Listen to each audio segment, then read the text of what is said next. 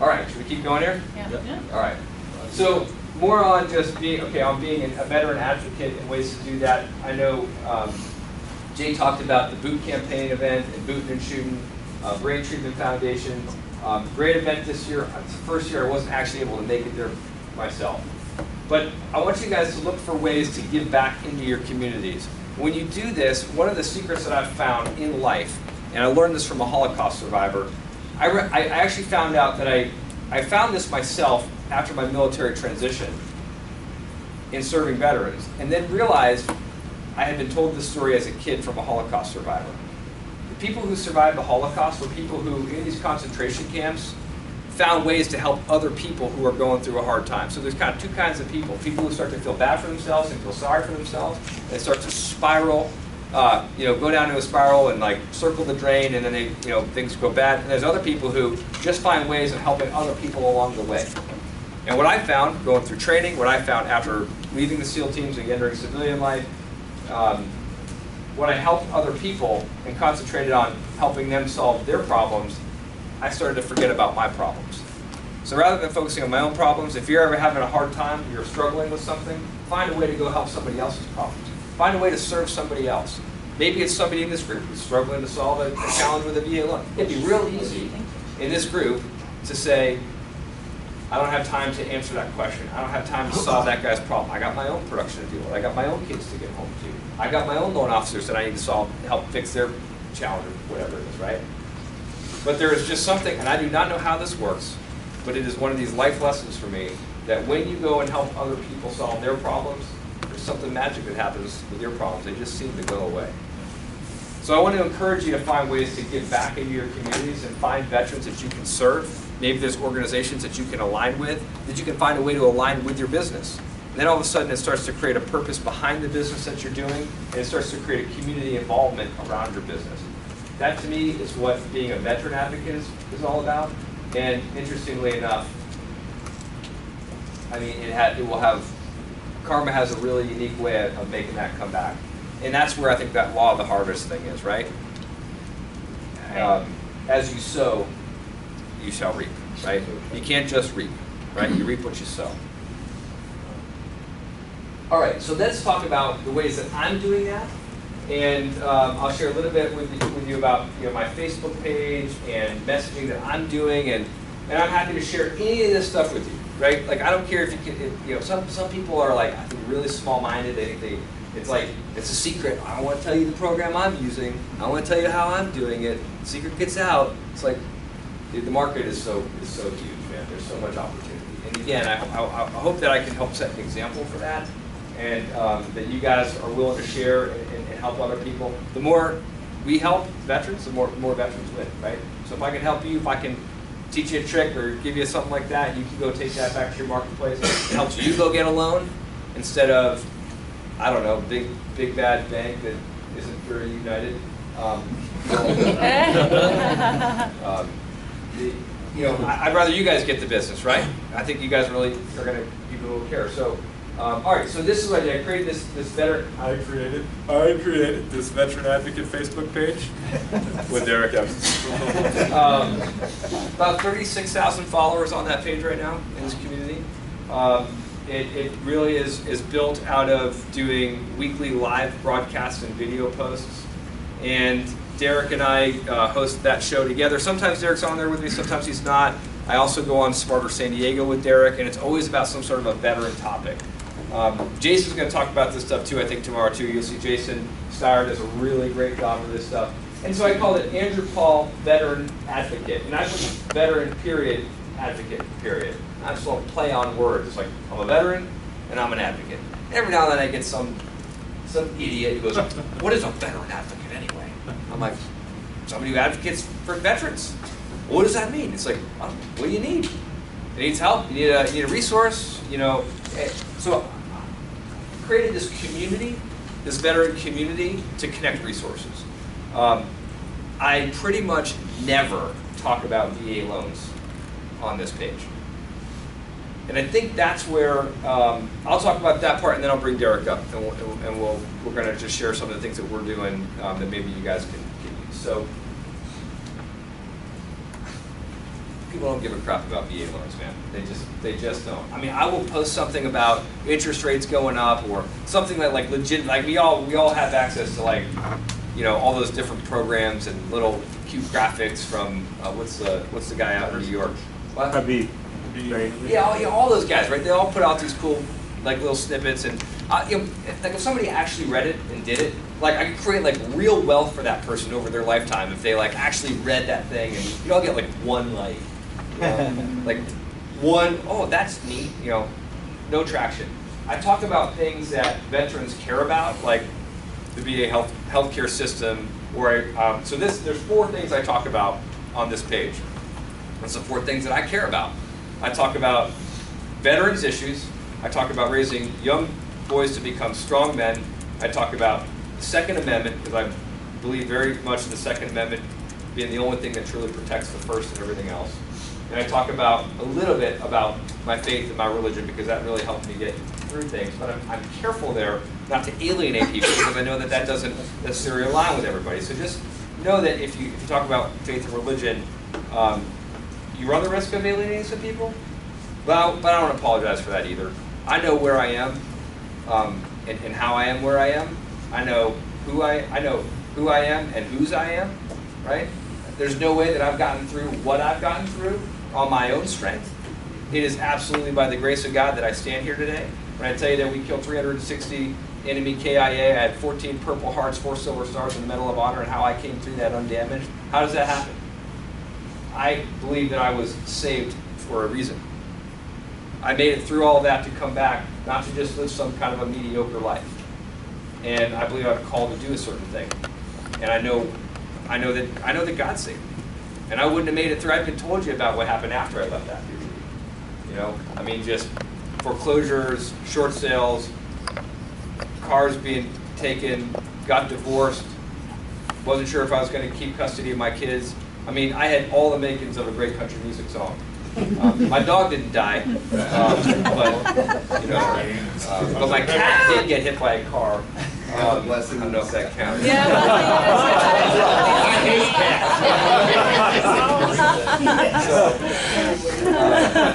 cats. The worst off that I've ever been was after service. It was not being connected to my brothers. It was not finding a purpose for my work anymore. Not knowing, you know, I went from doing all the things I wanted to do, jump out of planes, blow things up, shoot bad guys, do man things with other men, to I sit at a desk staring at a screen doing 30-year fixed mortgages. Wah, wah. I mean, so this is like my passion project, and I'm raw on this. I don't apologize for what I believe in, and what I found is that you can walk a real gray, middle of the road deal and not offend anybody, and also not attract anybody. And here on this show, I speak my mind. I do not set out to offend anybody. There's a fine line between being offensive and raw for the sake of it, and then also just saying what you believe passionately, understanding that you will lose some people when you stand for what you believe in. But the people who agree with you and align with you will be more aligned with you because of it. And I'd rather have 50 people following me to the ends of the earth than 1,000 people who just sort of know who that guy is. Maybe I've heard his name. That doesn't do it. I can't do anything with that. I heard of that guy. But give me 5 people who believe in my mission, right? That's, you know, so that's what we do here. And so this is a platform. I don't talk really much about mortgages because people really aren't interested in it, but I talk about things that I'm passionate about, which as it turns out, veterans are passionate about, and we have some cool conversations. All right, so Derek, can you come up and save me from myself here and tell us how we're really doing all this amazing stuff? Yeah, well I think that it's great that Jason's here because he'll give you a sort of a similar idea on what to do with this, but from a different perspective. So Andrew's a veteran, so veteran.advocate, because I'm a veteran and a veteran advocate, that's the whole point behind that. If you aren't a veteran, like Jason's not a veteran but supports veterans, you would just say veteran advocate. Skip the dot. Same thing, same support, exact same thing that you're trying to communicate. And anyone can do this. The really cool thing, and I don't want to steal too much of Jason's thunder, with how easily this can be done with a cell phone. because we went to great lengths to build this page, use a studio, really good equipment, targeted marketing efforts. You can go back through and you can look at every single post and you can see exactly what we did. I mean, it's all right there. But I think what's interesting about this and what's cool about this is this isn't just something that has its own effect, right, Andrew? There is a ripple effect of having something like this, being able to encourage people to bring things to the table, or other veterans to come and tell their stories, or to promote veteran businesses. There are a lot of veteran business owners, and that would love a little help, anything. An extra few hundred eyeballs doesn't hurt anybody, and a lot of times it's that effort in creating that relationship that will be fruitful for both you and whoever you're serving. So, creating a platform on Facebook, this is something you can do relatively easily and inexpensively, and it's something that's really beneficial and helps. So when you're talking about advocating for veterans, do you have to do something like this? No, you don't, but if you're inclined to, and this is something that you feel that you can do, then it would be worth doing, and you can check out this page. I don't know who took the screenshot, but we need to go back and like it. I like seeing the gray there. It's 36,001. So there's a lot of these you can do. And I think That's pretty fun. He doesn't like himself. It might have been me because I didn't want to like myself. I don't know. if you don't like yourself, Andrew, Then who else how is can gonna you like ask me? anyone else to? See, this is now. Listen, this is okay. So this is a really good little dynamic there that the nuance could have just been missed. I have a very hard time promoting myself. Anybody else have a hard time promoting themselves? Yeah. Here's the deal. In the SEAL teams, I mean, you don't talk about SEAL teams. I don't own the SEAL teams. I don't own the reputation of the SEAL teams. I was a member of a team. The success of Tasking and Bruiser at SEAL Team 3 in 2006 isn't mine. It's owned by all of the men who gave and served. And the reputation of the SEAL teams was built on the men from Vietnam long before I went. We were standing on the shoulders of giants. And I'll say this out loud to everybody in here. It's not Brandon Webb. That's my Right. personal opinion. Yeah. So Brandon Webb. Could you repeat that? So I couldn't hear you. Drop the Texas accent. Sorry. Brandon Webb is the complete opposite of what Andrew is. So this is the hard part, and I'll just tell you this quickly, and this is where, honestly, partnering with Derek on this stuff has really helped me, is, does anybody know who Brandon Webb is? I don't even know who that is. Yeah. I don't know. Because I heard brainweb. I heard Brainweb too. Yeah, Brainweb. Brainweb. Talk slowly. So Brandon Webb is the scourge of the SEAL community. Did very little actual combat. I mean, like if you really want to pull out the measuring stick, I mean, like there are some dudes that have done some combat, and then there are some dudes who were in combat but never left the. I mean, I never pulled the measuring stick out. With a guy like Brandon Webb, his actual measuring stick is like this, but he sells to the public like he holds himself out as the guy that trained Chris Kyle. Oh. I mean, it's like complete and utter, right? The guy did nothing in combat and has written more combat books than anybody else.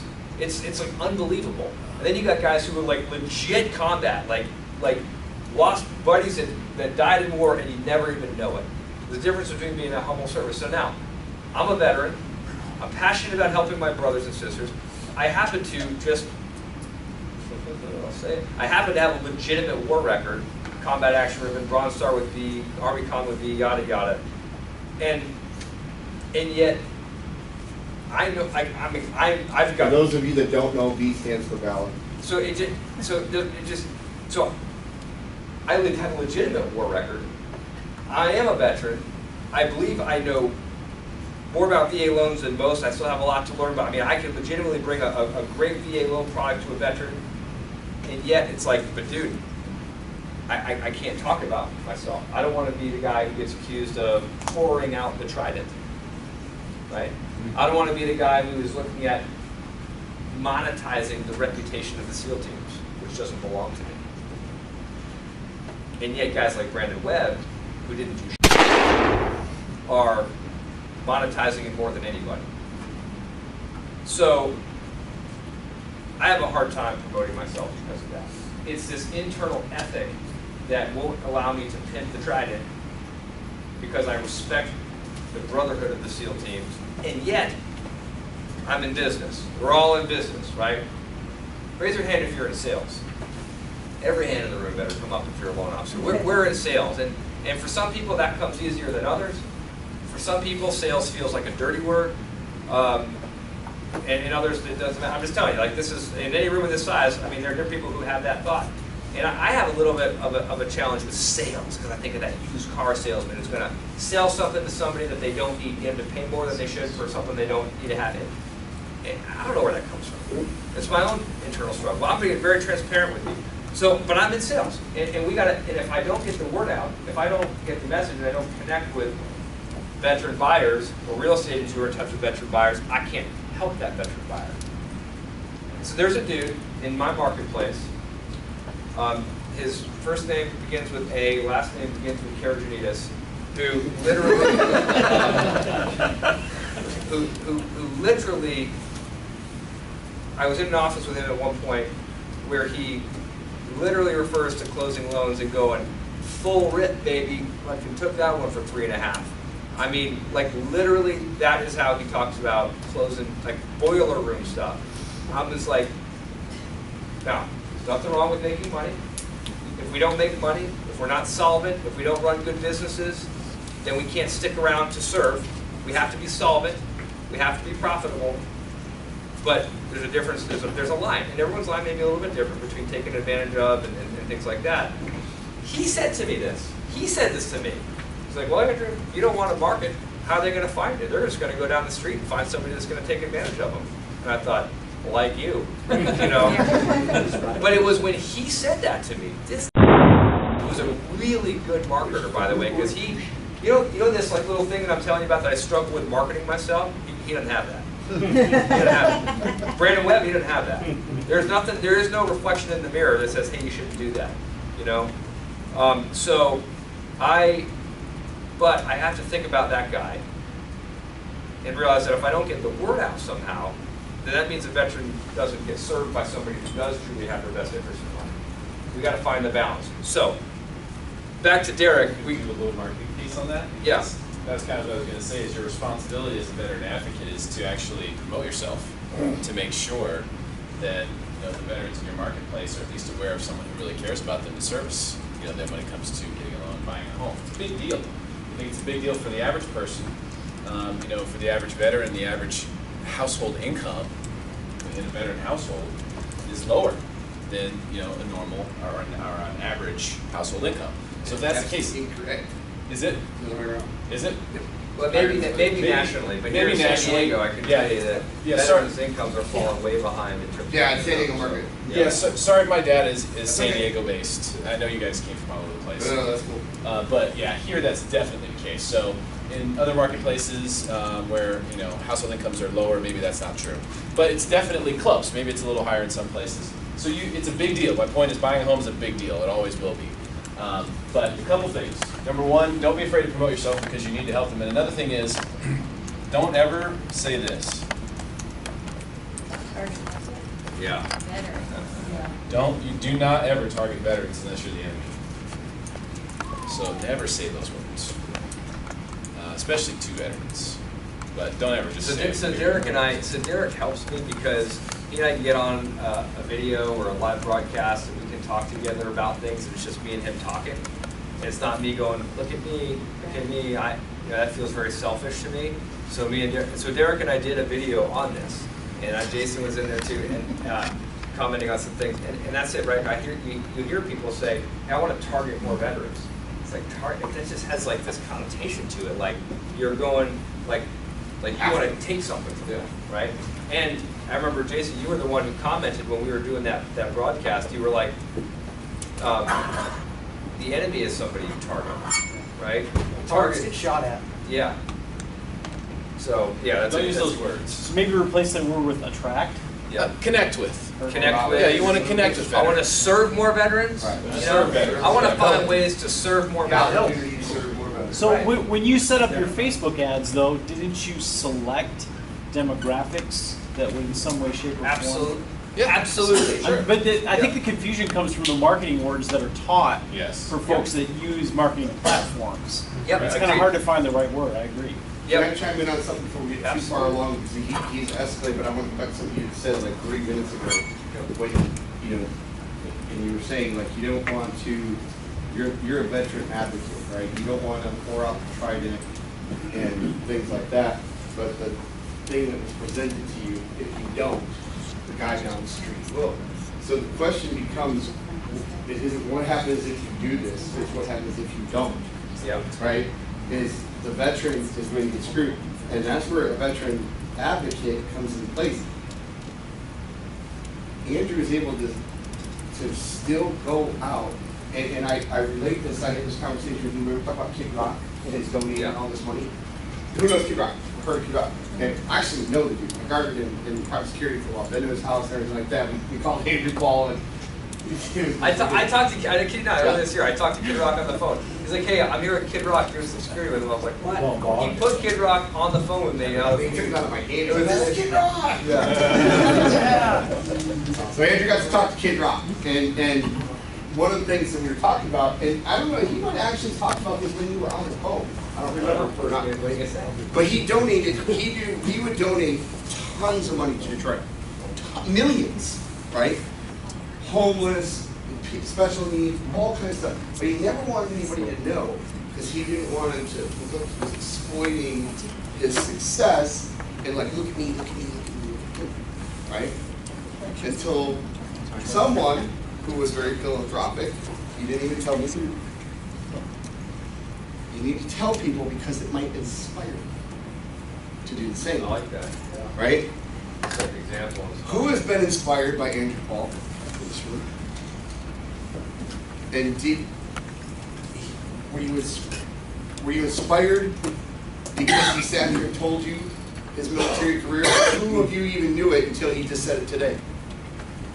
Only 4 of us, right? 5. So you inspired us all without having to pour out the trident by simply just doing the right thing for the veteran. That's his real point. Right? Go ahead. Sorry. No, great, perfect. That's exactly what I wanted to dive into that. I mean, I'm sorry. Is that rude? No, that's Yeah, he's done. it's the responsibility of a veteran advocate, if you want to be such, to promote yourself, because you believe in the advocacy of the veteran being more important than how someone looks at you or what might give you fear, rejection, whatever. Like, what you're doing is more important than whatever the worst case consequences that would come from putting yourself out there. That's an important part of it. I don't know if you want to give a sample of Yeah, so we're gonna show a quick video. So just examples of things we do. Like, so we create this show, and it's like and I bring on real estate agents who are the spouses of a veteran, real estate agents who are veterans. I bring in other veteran business owners. I'm gonna have a guy on who's a F-18, retired F-18 pilot who now flies. He has his own podcast. He's talking about stuff, so he's going to call. So it's just me and other veterans, and I know I think Brad, you're starting to do some of that stuff too, right? And we've talked about this on the phone. Like, what do you talk about? And you know what? It's really easy, especially look, if you're not a veteran, you can still do this. Please, but for veterans, it's really easy. What do you talk about? Bro out about what you used to do. All right, man. Like the best one to, honestly, my favorite thing to do when I bring another veteran on and we just talk is I like to talk about military transition. What was that like for you?